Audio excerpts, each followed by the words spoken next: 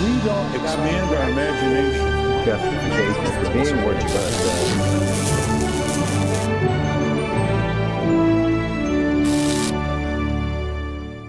Welcome to Washington Unplugged. I'm Jan Crawford.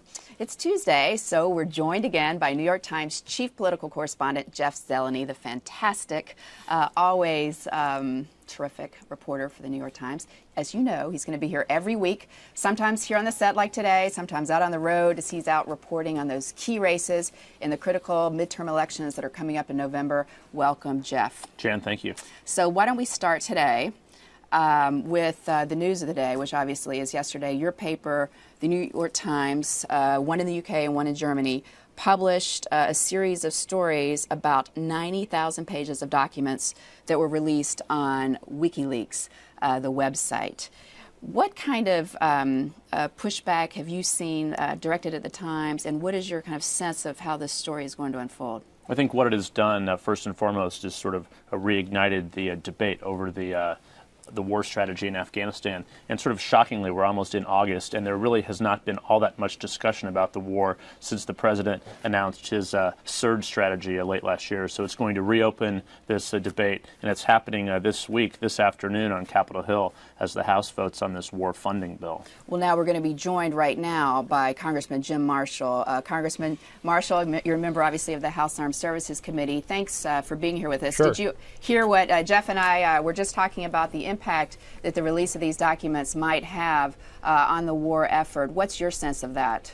Well, I did hear what you were saying, and I haven't read the documents, obviously. I've read all of the articles, including the New York Times articles. I guess I haven't read the British and the German articles, but the articles that have come up here in the United States. And, somebody like me who's been following this in great detail for years, nothing new is apparently the product of this revelation. As far as the debate is concerned that Jeff was just mentioning, we are going to have a debate today, but that's something that's been scheduled for some time. It's not unique, and it's not something that's been prompted by this disclosure. Now, certainly, some of the information that's been disclosed will be referenced in this debate. Hopefully, what's been disclosed isn't really going to change our strategy, our resolve, those sorts of things, but we'll just have to see.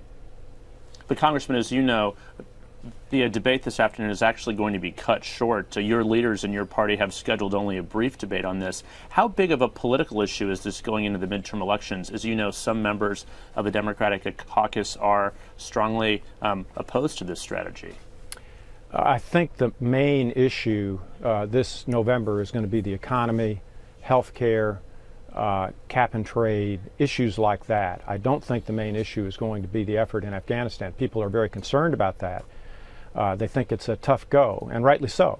But I think what they've done is put that on a back burner to the more domestic issues that are just daily in the press. And I don't think the debate today or the WikiLeaks materials or the coverage of the WikiLeaks materials is going to change that very much right away. Well, one thing, Congressman, when the story first came out, there was this kind of initial, wow, this is like the Pentagon Papers, this is going to really change the discourse. But it sounds like you're saying, we, and I think a lot of people have said, we knew all of this. This is really nothing new. It's more details. There's gambling in the casino. We're not surprised. Right. But going beyond that, is it more damaging that this kind of stuff now has an outlet? Is it the leak that concerns you the most?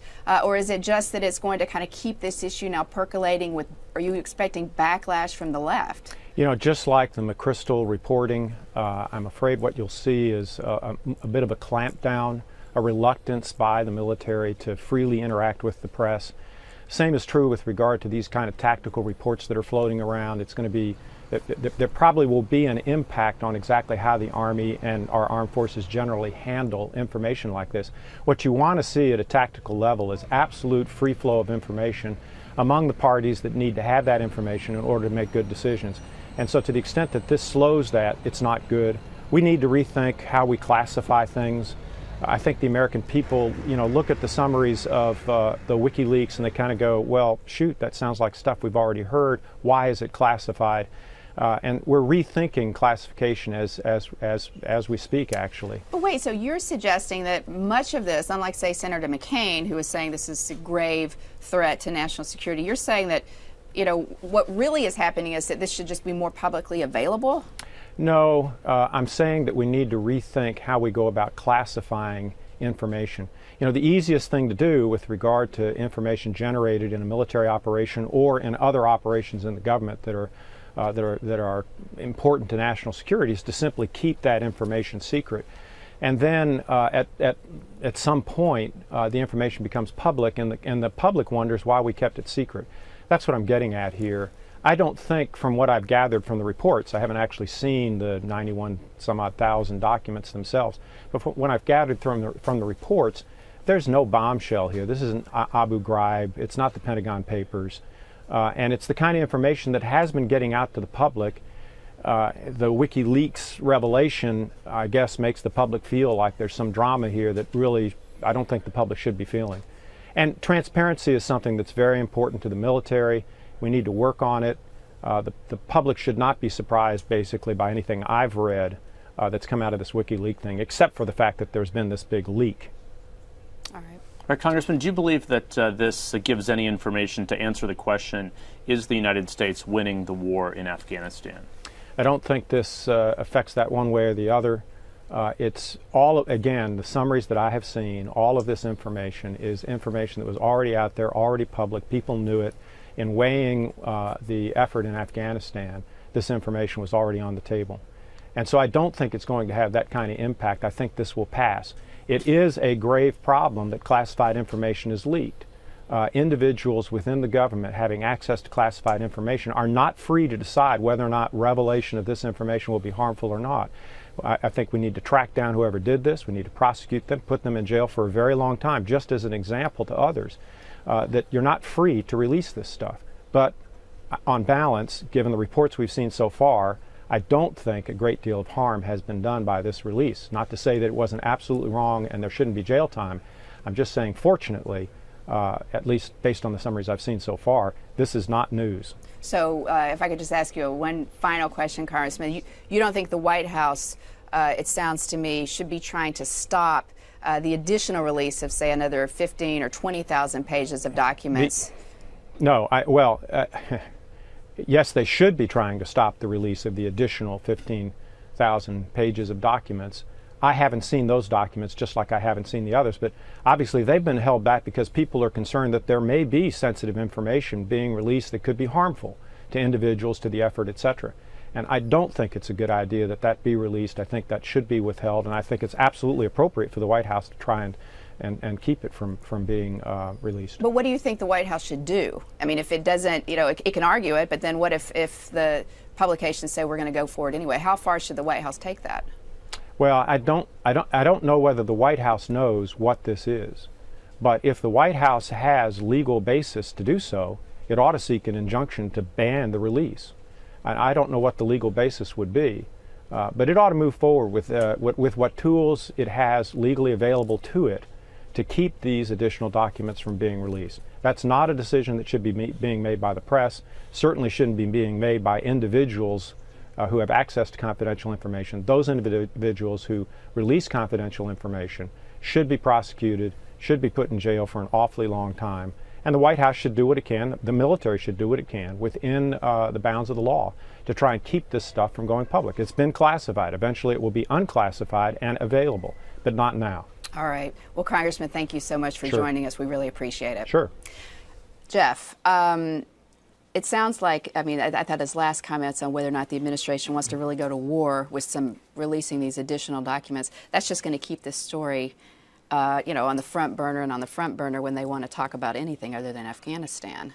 No question. And again, it gets to the root cause of concern here that a lot of voters and some liberal Democrats and some fiscal conservatives are both share one concern here about that this war has been too expensive and is it being fought in the right place now. So we can have the debate over the leaks and things, but this is going to sort of bring to the fore another debate about the strategy. Is it right or wrong? And that's something that will be going forward for the next 3 months. Well, we're going to switch gears a little bit now and bring in Stephanie Condon. Bloggers from the left and right flocked to Las Vegas this past weekend for more than just a good time.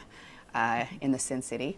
It was the Netroots and RightsOnline conferences, both in town, both arm to arm with the tools, knowledge to impact November's midterm elections with new media. So, Stephanie, you were there, having fun in Las Vegas. That's right, but working very hard, of course. Yes, of course. What did you? I mean, what kind of was the most striking thing that you left after kind of being at these conferences? Well, you know, the conference, Netroots Nation, was kind of the bigger event there. It's in its 5th year, the year's largest gathering of liberal activists and bloggers, and it actually was in its biggest, it had its biggest attendance this year, which is kind of surprising given the lack of enthusiasm among Democratic voters and the acute disappointment among the base especially. Yeah. And that was really on display at Netroots. There was a clear divide. Even in the same presentations, you'd have speakers giving kind of, opposite messages about whether they should be supporting the Democrats or whether they could, abandon them at this point ahead of the midterms because they've let them down. And so what did they do? I mean, that's the question, Jeff. I think when we were talking about what impact this might have, even with Afghanistan, on the left, I mean, in the base, where do they go? They just stay home? I mean, what's the alternative? That's a good question, and I think their answer seems to be to push for better candidates. They're willing, as we saw in Arkansas, for instance, to primary Democrats that they don't think are meeting their expectations. And they're quite all right with a smaller Democratic Party in power, or even in the minority if it means that the party is, adhering to the values that they see the party should be standing for. And, so they're willing to go scorched earth route, and if it means, bringing the Democratic Party down to a core base, that's all right with them. Well, it's interesting that there was no one from the White House at this Netroots Nation convention. What was the mood among people, or the feeling toward the president? Do they feel favorable to him? Are they sort of angry at him? Well, it's interesting, Jeff. Actually, first of all, one point that I thought was kind of amusing was there was one member from the administration there, Ray LaHood, who's one of their Republicans in the cabinet. Oh, so the head of DOT. Exactly. Yeah. And it seemed kind of funny that the one person they'd sent to the Liberal conference was one Republican, but it also shows, what they're looking for. They're looking for people who can stand up for what they consider to be progressive values. And the stimulus, of course, which has been a big part, which the Transportation Department has really pushed, as a big plus in their minds. And I think they're disappointed with the White House, and I don't think they're ready to give up on him just yet. But it was very clear that there's a lot of kind of resentment simmering there. All right. Well, Stephanie, thanks very much. Oh, wait, but first, what about the right? Well, we've got to be, that's right, balanced here. Exactly. Their conference was smaller, but very charged up. I think it actually was kind of the perfect example of the Nevada race there, the Senate race. Sharon Angle, their candidate, has probably a smaller constituency that she really speaks to, but they're very passionate, and that's kind of what RightsOnline was about. And one point that was interesting there was how they were really pushing for Republicans to continue their, obstructionist tactics against Democrats. One point that continuously came up was cap and trade. And even though Democrats say they're not pushing for cap and trade anymore, they said we can't trust Democrats to keep it out of the legislation. So regardless of whether it's in there right now, you should always vote against the Democrats. So more unity you saw there than it? They were they had a more cohesive message and seemed more fired up. Okay, that's really interesting. All right, well, thanks, Stephanie, for joining us. Thank and we'll look forward to talking to you soon. Thanks. We're going to move on to the other big story that captivated most of Washington last week, and that, of course, was the case of Shirley Sherrod, the USDA official who supposedly made racist comments during a speech that got posted online. The administration saw that and Agriculture Secretary Tom Vilsack promptly fired her. The problem was that was not her entire speech. Her remarks were taken out of context, and she didn't say anything racist at all. So the administration scrambled to do damage control for much of, a better part of 2 days. So, Jeff, we now hear, and one of our colleagues in Atlanta, Daniel Steinberger, spoke with Shirley Sherrod this morning, because the administration has offered her a job. They're trying to, apologize, and now they've offered her a job. And it is titled the Deputy Director of the Office of Advocacy and Outreach at the USDA. But Ms. Sherrod is not sure she wants to take this, and she told Daniel that she's got a lot of questions, like who's the director of the department? How much money do they have to fund the work to fund the work that needs to be done, and is there money appropriated for it? So, Shirley Sherrod, there's something fascinating to me about this. I mean, this is a woman who feels outraged and indignant, and she's not really going to go away quietly. Is this a story that the administration is going to have to keep dealing with too, or do you think they've already put it behind them? I think they're trying to put it behind them, but it sounds to me like she's asking many of the same questions that any of us would ask about a new job. I mean, the administration is sort of trying to, ram this new job down her throat, if you will, and so she'll shut up, and get her to go away. But she's asking a lot of these same questions. I think we've largely moved beyond the initial fallout of the story, but it highlights a central question of this White House. Anytime a racial matter comes up, it's a reactive instead of a proactive approach. So, she spoke to the president last week. That's about as high as they can go on their side, but she is still holding firm and saying she's not so sure. So I'm not sure we've seen the end of her. I think I'll be fascinated to find out exactly what becomes of her. Perhaps she'll write a book. We'll see. Well, she's been obviously, I think, pretty media savvy. I mean, she's very good at getting her message across, and more power to her. I mean, she felt wronged, and instead of being quiet and not saying anything, she defended herself. And obviously now she's weighing her options. But when you talk about the administration and being reactive, this is obviously not the first time. I mean, you saw the president having to kind of scramble with his comments after Lynn Sweet, our friend from the Chicago Sun-Times, asked him that question about the arrest of an African-American Harvard professor. Mm-hmm. Then he had the beer summit. I mean, why is this administration and this president, which came in, I think, as the first African-American, there was obviously so much hope that, things had changed. Why does he kind of have such difficulty with these racial issues? I spoke to quite a few black leaders and a few members of Congress last week, and I asked them that question. They basically sort of are concerned that this president does not have a diverse set of advisors around him. He largely has the same team around him that he had in the campaign, and generally they diverse, are white men. Okay, I was going to say, do you mean racially, ethnically? I mean racially. Okay. And there was no one who sort of had alarm bells that went off when all this was going on at the time. So I think one thing that this will do, it probably will add to the diversity in terms of views and things that this president has around him. I mean, I think he is more comfortable talking about a race than most people in the West Wing, and they make the argument that, he can't be giving speeches on race all the time, and perhaps, the best time to talk about race is after he leaves the White House. But I think it highlights to them, he has an extra burden as the first black president, right, to do things in a slightly different way. So there's a lot of sort of soul searching and examining what happened last week. Well, yeah, I mean, they moved so quickly. They fired her so swiftly. I mean, it felt very much like, and I think a lot of kind of the reaction to this was, it felt very much like they were so skittish about any allegations that this administration is, going to do things that hurt white people.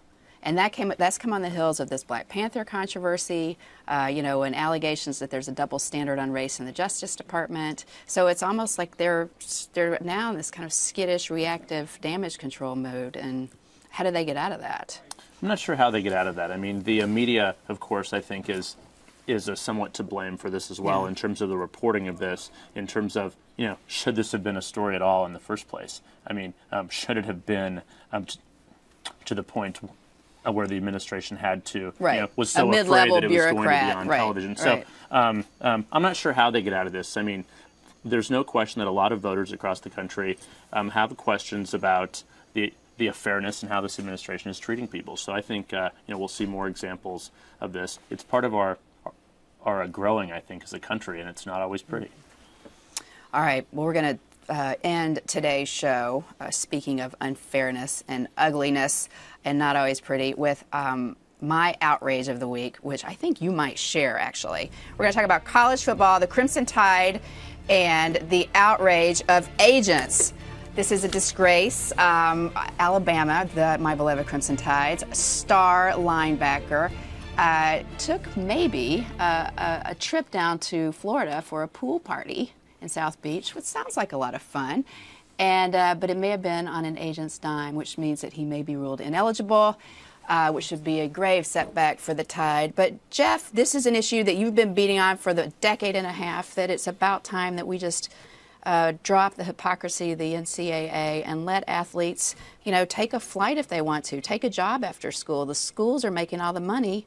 Why can't these poor kids just, get a little, go into a pool party and you're going to sit out your entire senior year? There's no question about it. I mean, everyone profits from Wait. And I got to say, when I said Jeff has been talking about this for a year and a half, a decade and a half, you actually wrote an editorial on this when you're at the University of Nebraska. That's right. I'm so you're one of the world's leading. You're one of the world's leading exactly. experts. And then back in 1995, after Nebraska won a national championship, there was actually a bill in the Nebraska state legislature to pay college athletes, so they would get a cost of living stipend and a salary. Of course, that would have violated NCAA rules, but they were trying to make a point. Some members of the legislature were, and it's been happening in. This discussion is going on in college towns across the country.